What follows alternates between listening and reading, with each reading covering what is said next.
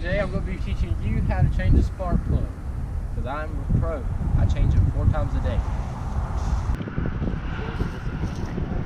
Okay, first of all, you got to take your spark plug cap off. It's already off, I already took it off. Now you need to get it off, so you could use a 13/16 if you don't have a spark plug wrench. Now get it on there.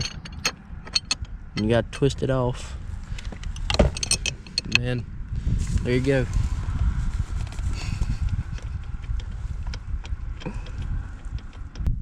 Yeah, if it's black like this, it's fouled. Here you go. Now, right now, I do not have a gapping tool, but those are handy. I'll put that in there.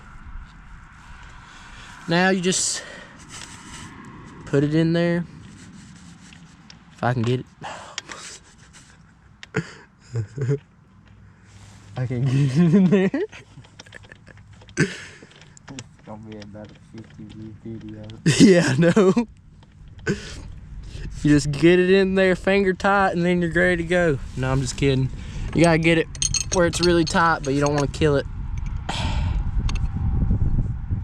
This video quality is probably terrible. Well, actually, no, it's not that bad.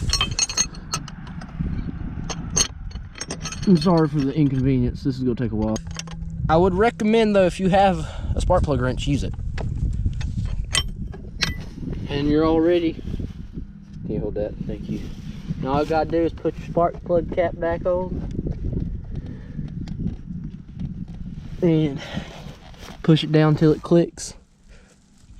Like that, and you're ready to go.